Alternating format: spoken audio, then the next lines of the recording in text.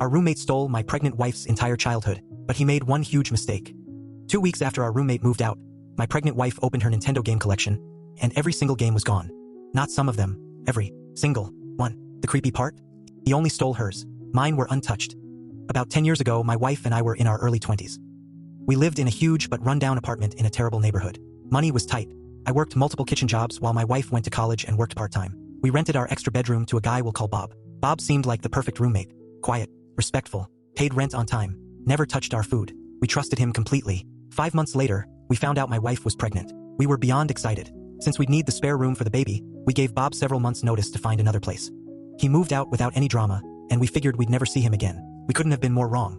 A couple of weeks later, my wife wanted to replay one of her old Nintendo DS and 3DS games. She opened the first case, empty. The second, empty. Then another, and another. Every single cartridge was gone. She completely broke down crying. Those games weren't just worth money. They were pieces of her childhood. I called Bob without accusing him. I simply asked if he'd seen the games. The moment he realized it was me, he hung up, then blocked my number. Minutes later, prank calls started flooding my phone with automated messages saying, "My games now, bitches." I called the police, but without proof, there was nothing they could do. I promised my wife I'd replace every game. I posted the complete list online, hoping someone might be selling them cheaply. A few days later, while I was starting a 14-hour shift 2 cities away, my phone buzzed. A complete stranger had seen my post. Then they saw someone else selling the exact same list of games. Every title. Loose cartridges. No cases. They thought they'd found the thief. I called the police again. Still nothing. So I made a call I'd never expected to make. My brother. We'll call him Shady. We were complete opposites and barely got along growing up. But the second he heard what happened, he said, "Don't worry. I'll handle it." Since I was stuck at work, my pregnant wife had to go identify Bob.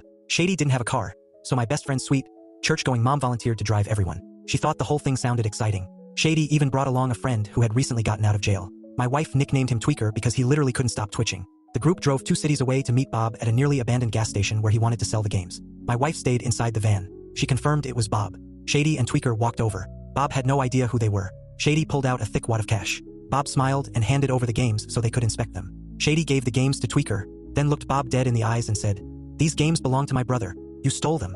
At that exact moment, my pregnant wife stepped out of the van. She looked him in the eyes and quietly asked, "Why?" Bob froze. He looked at my brother, then Tweaker, then my wife. And without saying a single word, he turned around and walked away. He didn't argue. He didn't ask for the games back. He just disappeared. When I got home that night, I thanked my friend's mom. Then I thanked my brother. We spent most of our lives fighting. But when my wife needed someone and I couldn't be there, he didn't hesitate. He just showed up. And I'll never forget that.